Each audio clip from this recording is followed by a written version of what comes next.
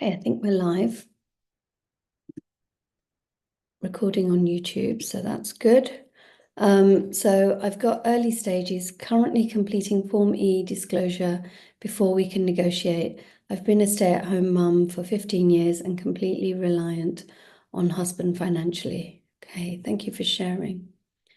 I'm a respondent on financial settlement. Do you send recordings of these sessions too? Yes, that's why we record on YouTube, and then you'll receive a replay of this session. It will be a YouTube link. So look out for those as well.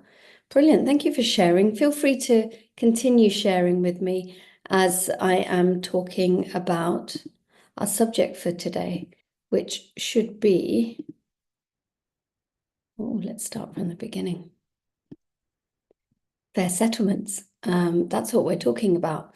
And the reason why I'm talking about this is because finances are quite complex, negotiating through your finances. And as somebody mentioned there, they are in the process of disclosure with a view to negotiating.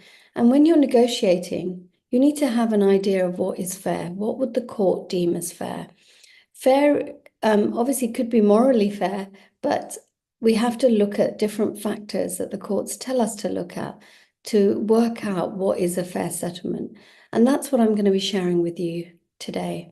And it is a really important subject because until you know how to get to a fair settlement or what could be a fair settlement, how can you negotiate? How can you move on to the next stage?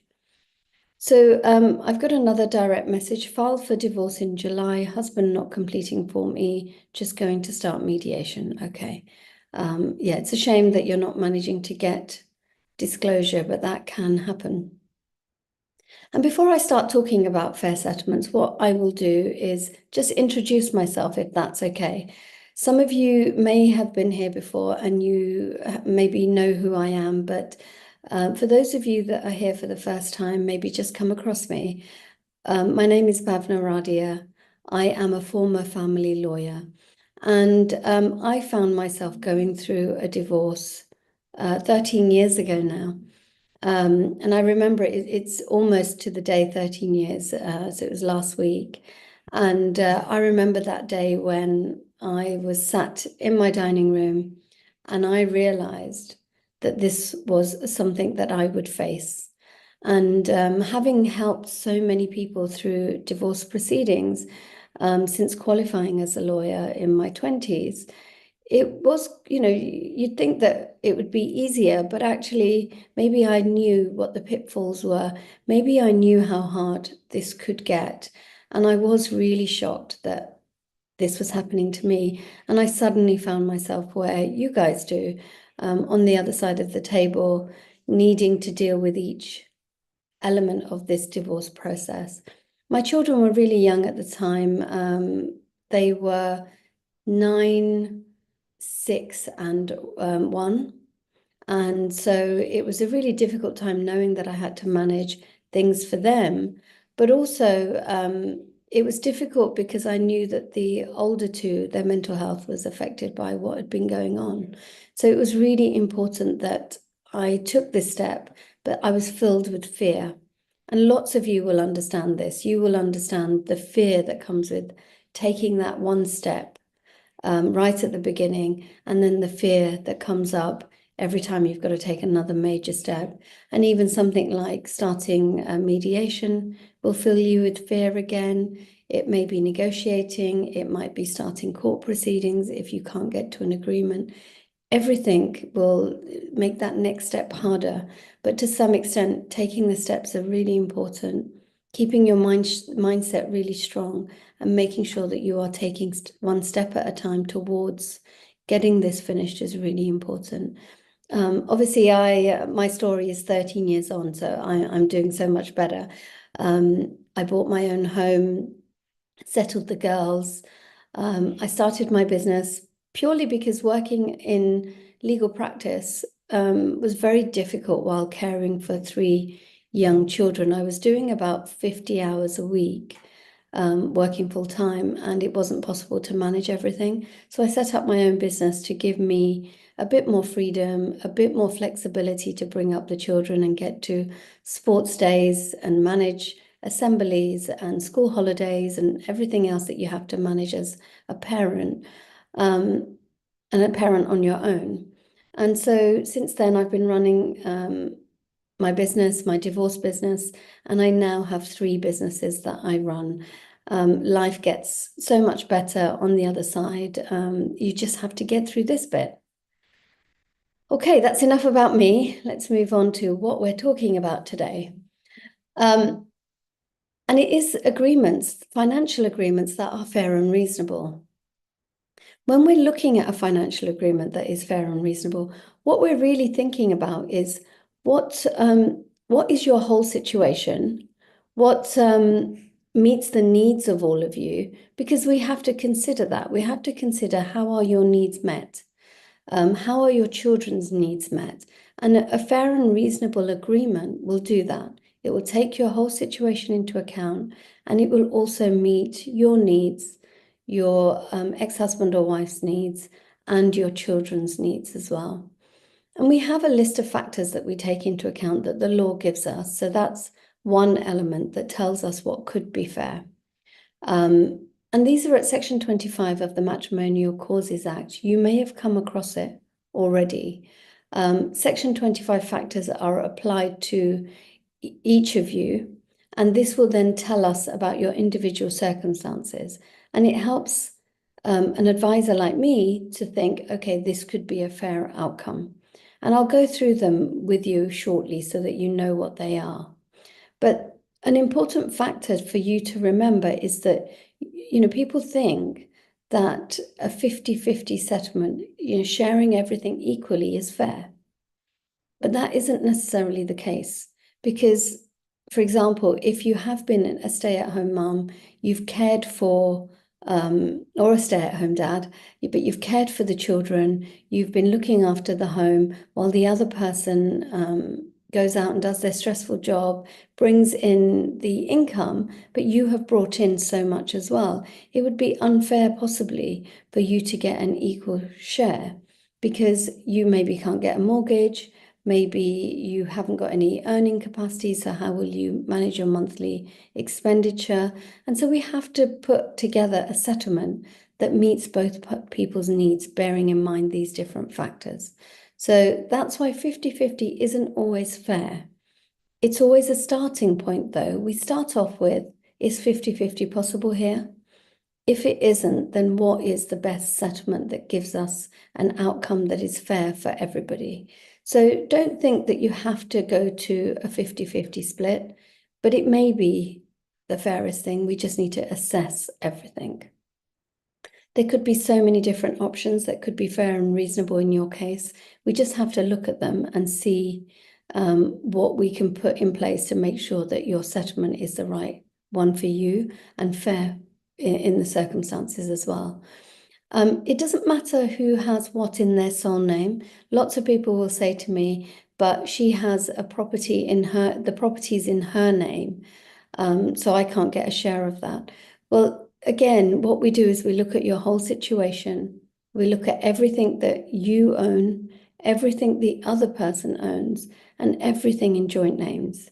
And there may be an element of some of these assets that we're looking at that shouldn't be in the pot to be shared, but we have to assess it all. So when you do your financial disclosure, make sure you are disclosing everything and the other person is disclosing everything. And then there may be elements that we have to take out because it wouldn't be fair to leave them in.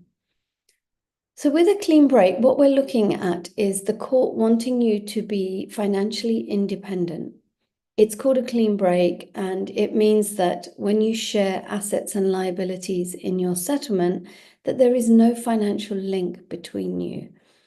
If you've got children, there will be possibly the link of child maintenance, and maybe paying other expenses for the children, like extracurricular activities.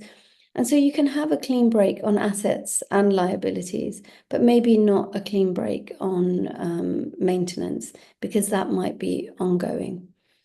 Do bear in mind that a clean break again is not possible for everybody, and it may not be fair as well. So in certain cases where there's only the family home as an asset, there is no savings, there's nothing else that could be shared, and maybe one person has low income, it may be fair to keep the house in joint names and for that person to continue living there with the children until the youngest child is 18. And quite clearly, if that's the fairest thing to do, then that isn't a clean break, but it's the right thing for this family. So we would have to take into account whether a clean break is even possible or fair for a family. Okay, so moving on. What are the relevant factors that Section 25 tells us to take into account? And it's really important that you know these because this is what you should be looking at when you're considering how best to share your assets and liabilities as well. We are looking at sort of medium term, longer term agreements, and these are the factors that would be taken into account. It doesn't matter whether you're reaching agreement yourself. It doesn't matter whether you have solicitors doing it, a mediator, you're in court proceedings. These factors are still the same. So I'll go through them briefly just because of time, really. It's very difficult to fit everything into the time that we have. But the most important part of any financial settlement and any arrangement for the children is the child's welfare. You know, the children are priority, and we have to put them first at the center of any decision we make. And so even with finances, you have to think about what is best for the children. They are priority. How can you share your assets and liabilities in a way that meets the children's needs first? Obviously, they need housing. They might need to be close to their school. Obviously, there needs to be income as well. So think about how you meet your children's needs through the settlement that you reach with the other person. And the courts would say that that is above any other factor, any other relevant part of this is the children. We have to put the children first. And then moving on to income and earning capacity, it's really important if there is a difference in earning. If your earning capacity, your income is the same, then that's great. There may be a way that the settlement could be 50-50 possibly, because your earnings might be the same. You're looking at splitting the assets the same.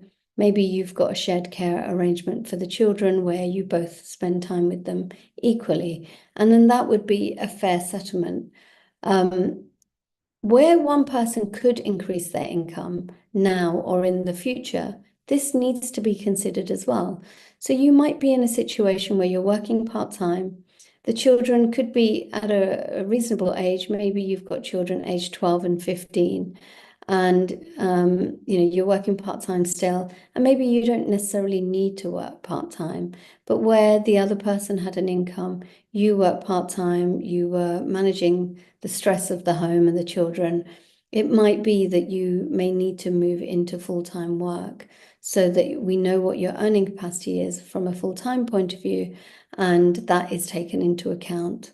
The courts would not force you to work, but if you didn't want to increase your hours or work, then they will take a potential earning capacity into account. So that's why earning capacity is there. Property and other financial resources. And so what the court takes into account with financial settlements is property that you may have bought prior to your marriage. And you may say, well, that's mine. Although I've listed it in my financial disclosure, that's mine because I purchased it prior to marriage. And that might be the case. It may be fair for you to leave that out of the pot, but we do have to bear in mind that you do have this property. We also need to bear in mind that if it's an investment property, it might be bringing you income. So we still need to consider it. And other financial resources might be, say, an inheritance that you received.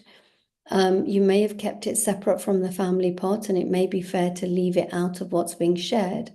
But that inheritance, that financial resource is still there, and we know that you have access to that. So we do need to take that into account. Financial needs, obligations, and responsibilities. So needs are a big part of what we talk about when looking at settlements. And it needs to be considered by you if you are looking at your settlement yourself. So the needs would be housing needs. Both of you need somewhere to live. You have a need for housing. If you've got two children, you might need a 3-bedroom house or flat. And it may be that both of you need that.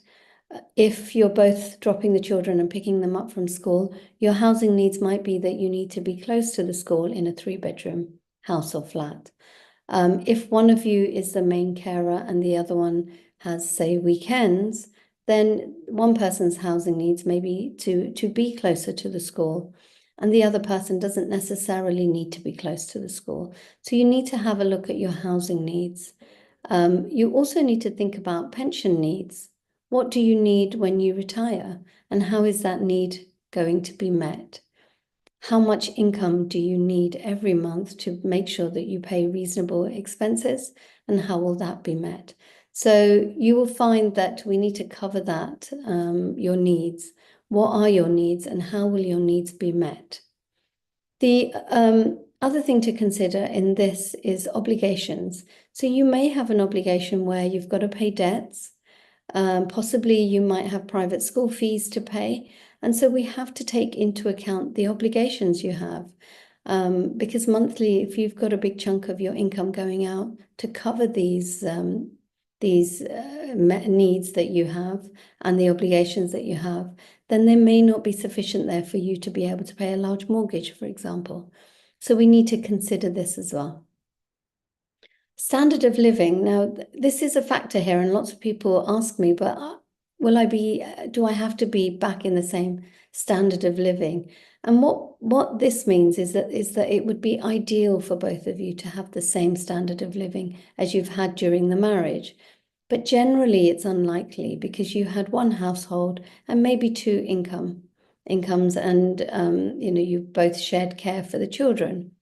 When you're living separately, you've got one income, one property to manage yourself, and possibly you still have the stress of managing the children around that. So it's ideal to keep you to the same standard of living, but sometimes it's not possible to keep the same standard of living. But what we have to look at is that you and your ex-partner can have a similar standard of living.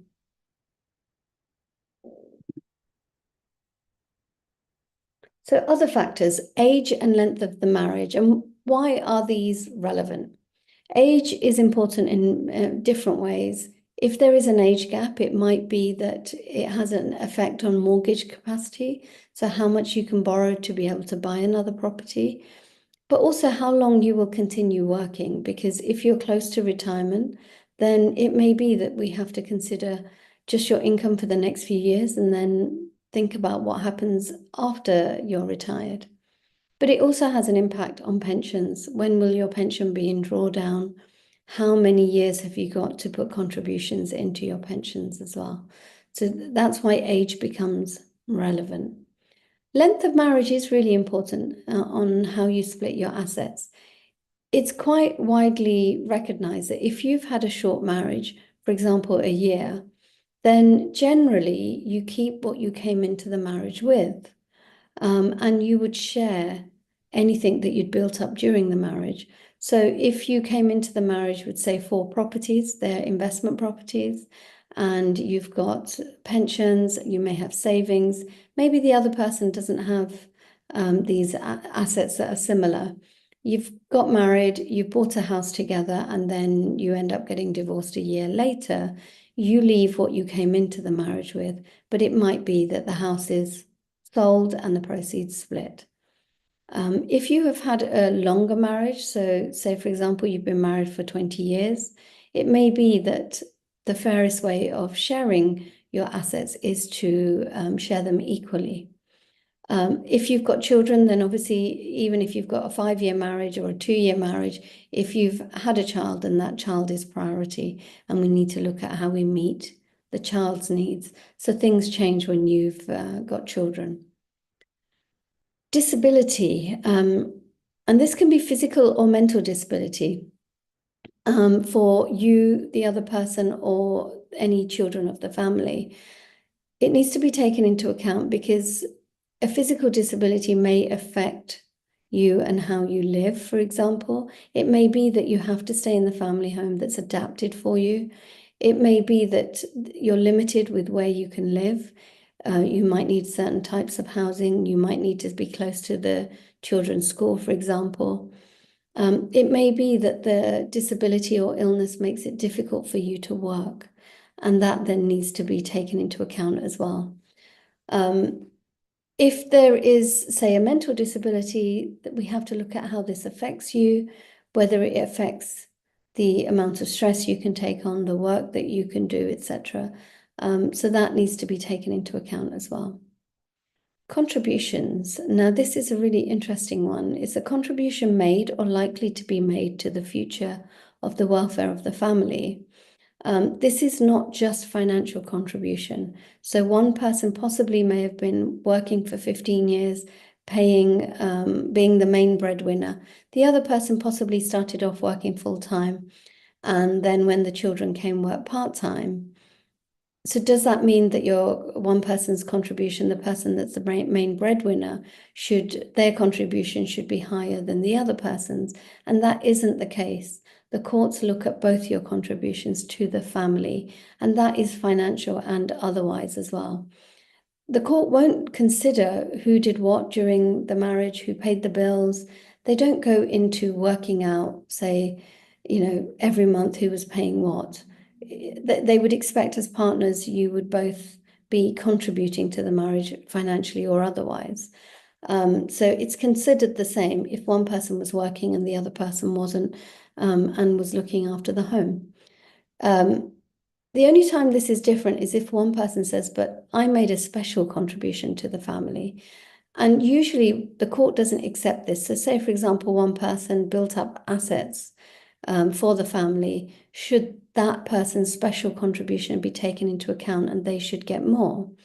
Well, generally, the court doesn't look at it like that, unless that person was a genius. So Jeff Bezos, he obviously contributed to the growth of the family's assets. And so he got billions more than his ex-wife in their settlement because of his special contribution to the family. But generally, you're looking at somebody very special that has brought in a lot of money, a lot of assets to the family, for that to be taken into account. And the final thing here is behaviour. When is behaviour taken into account? So behaviour is not usually taken into account when we're looking at finances. So lots of people will say to me, but my other half, my ex-husband or wife, had an affair, and I want that behaviour taken into account. Well, it isn't necessarily included in the assets. When we're looking at how we share everything, you wouldn't get more because the other person had an affair. You might say, well, when you had an affair, you spent £10,000 on holidays and taking that person out, so I want that back in the pot. You could say that, but generally they won't take anything like that into account. The kind of behavior that we're looking at is extreme behavior, and extreme behavior that has a financial consequence on you. So say, for example, I had a client where her husband was gambling quite heavily and kept getting himself into debt. And this was affecting the family. And they had remortgaged their house 3 times to pay off his gambling debts, and then he built them up again. At this point, she got divorced, and his behavior was taken into account. She also knew that he would end up gambling away anything he got. So that then had an impact on how the settlement was put together as well.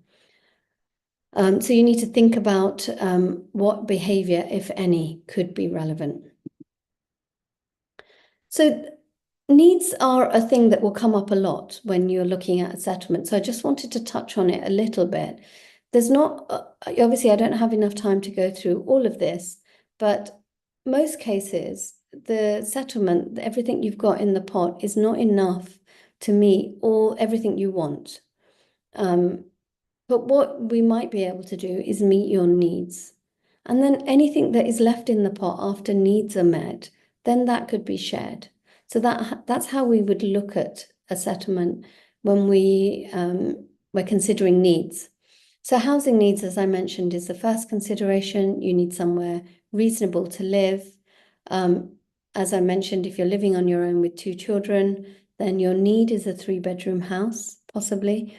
Obviously, if there is enough in the pot for you to get more than that, then that is great. You could get a 5-bedroom house with a swimming pool if there is sufficient in the pot. But initially, we're just looking at trying to meet your needs. You need usually a bedroom for each child, and a property that is close to their schools, depending on how you're sharing arrangements. If there's physical disabilities, say a child or you have physical disabilities, your needs for housing may be a little different. You might need a ground floor flat, a bungalow, a specially adapted house, for example. Once we know that we've looked at housing needs, then we need to look at capital needs. And this is the capital savings that you need to cover other things. For example, you may only have one car in the family and one person is keeping the car, and we need to make allowance for the other person to have savings to buy a car, for example. Next is income needs, and this is everything you need to manage your monthly outgoings. If your income doesn't cover your monthly outgoings, obviously we have to do something in the settlement to see what could happen to increase the income you have coming in. And obviously you have to first consider whether it's possible for you to increase your income. If you're working part-time, could you increase the hours? Could you go full-time? If you're already working full-time, is there a promotion that you could go for that would increase your monthly income? It may be that you need to consider benefits. You might need to consider maintenance, child maintenance, spousal maintenance to increase your income, and that could form part of the settlement. The final one here is pension needs. Generally, we have to look at what happens during retirement. If there isn't enough pensions to make sure that you both have a similar income on retirement, then we need to think about what we need to do to make sure that you'd be fine during retirement as well. And it may be that we are basing this on you having savings that you invest. It may be that you think about downsizing when you are at retirement age, and then you will purchase something smaller and have savings to invest. We might look at a pension share, for example, as well. What else do we need to take into account? And I've touched on this a little bit already. When we're looking at what is shared, we're looking at matrimonial assets. So matrimonial assets is all the liabilities, all the assets that you will be sharing. When we look at what's in the pot, it's everything in your name, everything in the other person's name, and everything in joint names, unless there are assets that need to be left out or liabilities that need to be left out. So this could be inheritance or assets that you got before the marriage. And for them to be left out of the pot, you cannot mix them with marital assets. So you didn't take money out of that investment property you bought when you were 25. You didn't remortgage that to buy the family home, for example. It has to be kept separate. If you haven't kept it separate, then it is mixed into family funds. If you did manage to keep it completely separate, there's an argument to say it shouldn't be included in the pot that will be shared. So how do we actually do this? So when we're looking at your settlement, we look at it in steps, like what are your total assets? We go through financial disclosure to look at what exactly do you have, forgetting what you bought when, whether it's in the pot, out of the pot, for example. What do you have in your name? What does the other person have? What is in joint names? Then we look at what's the matrimonial pot. It might be the total assets, or there may be assets that we have to leave out, such as inheritance or anything that acquired before marriage. The next step we look at is what are your reasonable needs? Is there enough here to meet everybody's needs? That's step 4. If there is enough money there to meet needs and there's extra, then you can share the extra as well.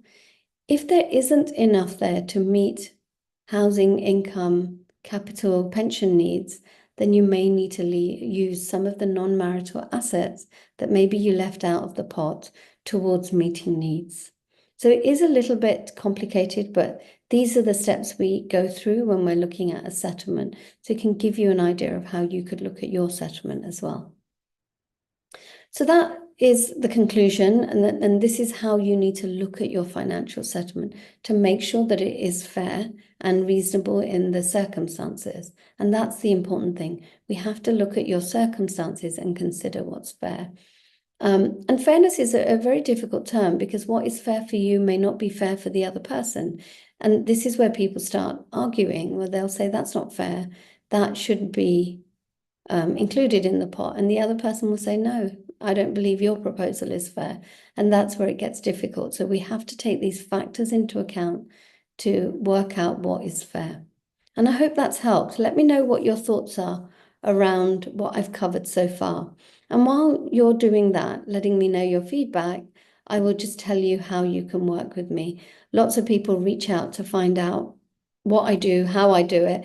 And I'll just share a little bit about my signature program. It is 6 months of support and guidance for you when you are doing your divorce yourself, or even if you have a solicitor and you just want to use that resource less because it's expensive, and what you would prefer is to use my resource to get that support and guidance, and maybe your solicitor just writes letters for you as and when it's needed because we want to keep your costs down. But coming to that, you don't necessarily need a solicitor for any part of your divorce process. It is possible for you to do all of it yourself.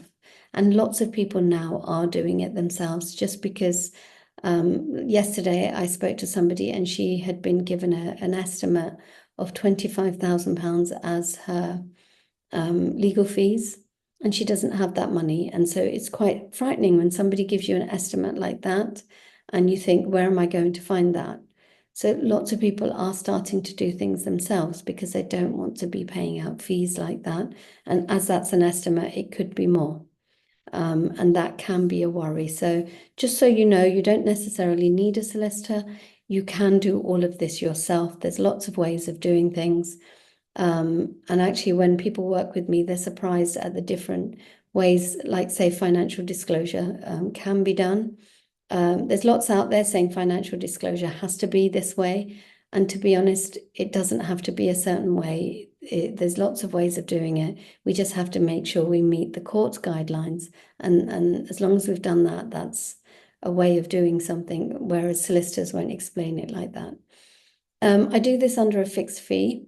And that gives you certainty. You know that you don't have to pay me anymore for the support and guidance. And hopefully you won't need to pay third parties anymore either. I help you with correspondence so you know how to respond to letters you may have received, emails you may have received. I help you draft correspondence.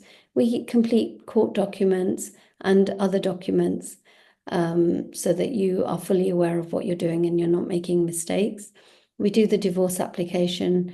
I'm looking at what assets there are. We're looking at financial disclosure, proposals, coming up with settlement options, and then helping you and guiding you while you're going through negotiation on those, because it is very tempting when you're emotional to give away more than you should, just because you want to get this done really quickly. But we have to consider what your life will look like on the other side.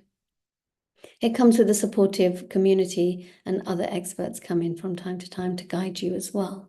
So that's a bit about the work that I do. And I'm really lucky that I get amazing testimonials, but amazing transformations for the people that are working with me. And so this is almost a case study for somebody who went through a divorce and worked with me. She's got 2 children. One is 17 and one is 15. She's worked part-time during the marriage while the children were growing up. And it was a decision they came to together. One person would work full-time, the other would work part-time and take on some of the household duties. Due to circumstances, the only asset they had really was the family home. And it is quite scary when you're going through this and you're working part-time, maybe you can't see your income going up massively. You do feel worried, emotional, scared, lost. When we worked together, we got her divorce application done. We came up with lots of options and looked at financial disclosure, created 3 proposals that worked, and sense checked each proposal, because you do need to do that. Luckily, they got to an agreement. The negotiation happened. I was there supporting her through the negotiation. They got to an agreement, and their consent order was drafted and sent to the court. So that's a little bit about how things might work. And I'm so lucky that I get great testimonials. This is something clients have actually written. One of the clients, the one on the left, she was so worried, and there was lots of issues for her. She got her consent order through. She did have to go to court for a hearing, which I completely understood that she would need to. And at the hearing, the judge stamped their consent order, which her husband was also happy with. So she was very emotional. It was quite a journey, and she shared the news with everybody and gave hope to all the people in the group. So I'm glad that she found it amazing, and it's always great to see clients get things across the line, really, in a way that wasn't expensive, and it was supportive. And if you want to know more, feel free to book a call to chat to me. I book calls, quick calls, just so we can find out whether the program is right for you. It's a 15-minute call.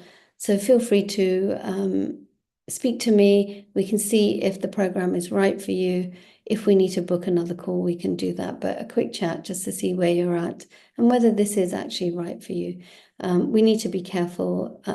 So Nelma, will you put the booking link into the chat box? I can see direct messages coming in asking for the link. So if you could put that in the chat box, that would be really useful. I also have a book. This is actually a book to help you take action, which is what I'm about. It's great for you to be able to read and get knowledge, which it does have, but I want you to take action. I want you to save money. I want you to reduce stress and still get the best outcome. So that's what the book is all about. So feel free to purchase that. It's on Amazon, and it comes with resources, downloadable resources as well. And this is different ways that you can get in touch with me. Feel free to, message me on Facebook. Feel free to check out what I'm posting there. There's tips and tricks for you. Lots of information there. There's the website as well, so you can always reach out via the website contact us form as well if you need anything. Oh, thank you, Nelma, for putting that there. And the call booking link, is that there, or are you posting that now? Okay. If you could post the call booking link, that would be good. The direct 15 minutes straight into my diary would be great, so people can book those calls. Oh, let's not carry on. So that is everything I wanted to share around financial settlements. I'm just going to have a look at the chat box because I know that you've been putting things in there. So let's have a look at what you've been saying. Okay. Filed for divorce. Oh, yes, I've read that one. My ex is refusing to produce a Form E. I moved out of the family home in May as things were really difficult. He is still in the family home. My lawyer is about to ask him to produce his Form E in 7 days, otherwise a court order will be issued. Can he still refuse to produce? He failed to attend mediation. The beginning part of the financial discussions, disclosure is all voluntary. He can refuse to produce any information to you. He doesn't have to produce it at this stage. He doesn't have to produce it in mediation. He doesn't have to attend mediation. If you start court proceedings, obviously your costs go up massively, but the court will ask him to produce information. What you will find is he still may not produce it, and you can go a year without seeing the information you need to see because it takes so long for things to move forward. But to be honest, if he is refusing to do anything, then you may not have a choice. There may be other ways of getting around things, but it's just understanding your situation and knowing the best way for you. They are self-employed and don't declare everything. How can this be surfaced? It's a really difficult situation. You could look at what they're doing. If they're taking 5 holidays a year and they're only earning £1,000 a month and paying a mortgage, etc., it may be that it's obvious that there is extra money there and you can pick them up on that. If they're taking cash in hand, it's really hard to find. Again, you can show evidence of the amount that they're spending against the amount that they declare as income. And to be honest, it does get really difficult, but you might need to take a look at their accounts. You might need to take a look at their bank statements to try and work out what's going on. But it does make it tricky. This is a direct message, how do you ensure they disclose fully? What if they have things that you know they haven't disclosed and they deny having? You need proof. What proof do you have of the things that you say that they've got? So if you say, I know you've got a bank account with Lloyd's, and they say, no, I haven't, what proof do you have that that exists?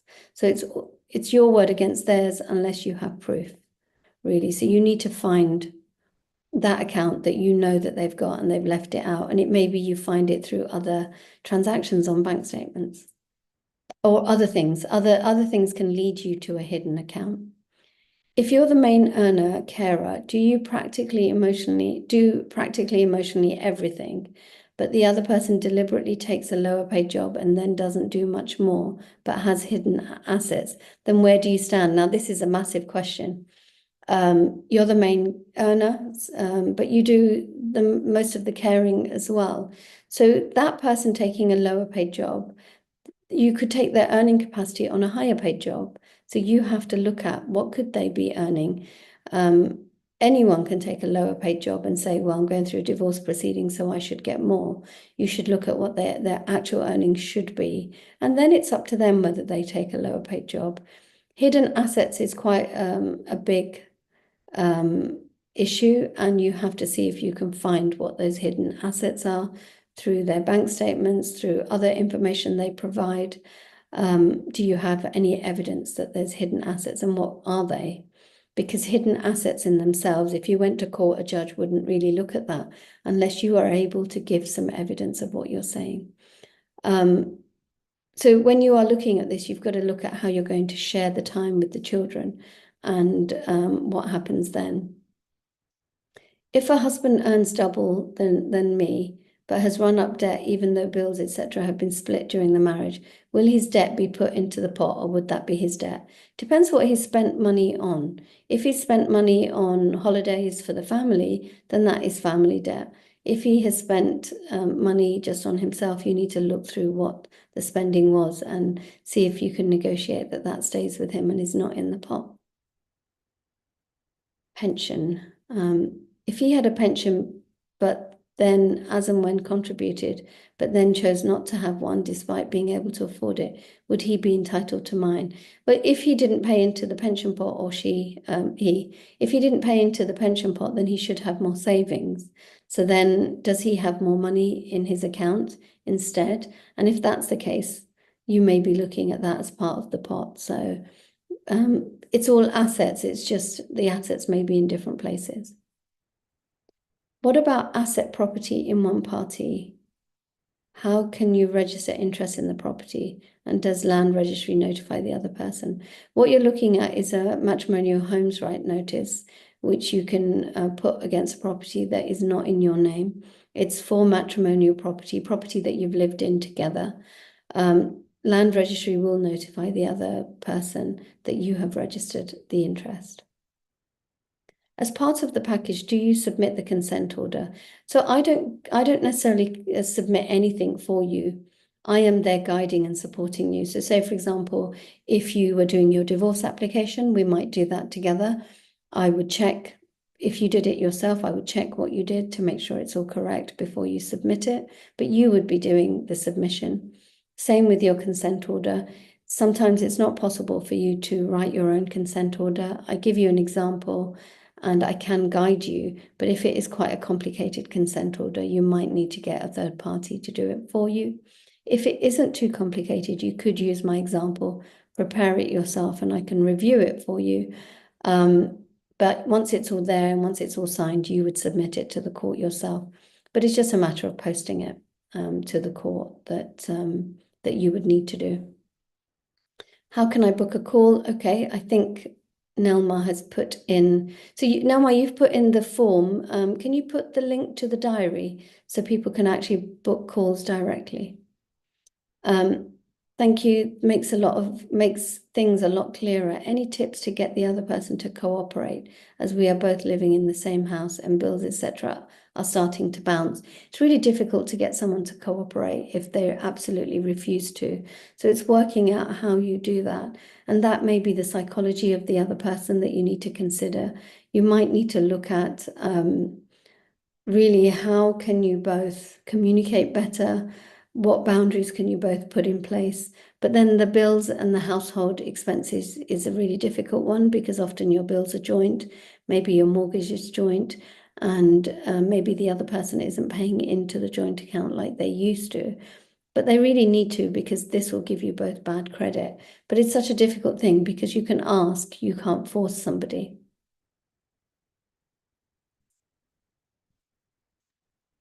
Okay, I'm going to take this as the last question. What if you are contributing to children's savings, but they aren't? How is that considered? It doesn't matter. The children's savings would stay with the children. Um, you can't force the other person to contribute into children's savings. You have a choice as to whether you contribute, but you need to have an account for the children's savings that is obviously secure. The other person can't take all the money out. So it might be that you keep that in your name and you make sure that that goes to the children. Depends how you hold the account. So I hope that's been helpful. See you next week, definitely. Could I have more details about your package? Yes, definitely.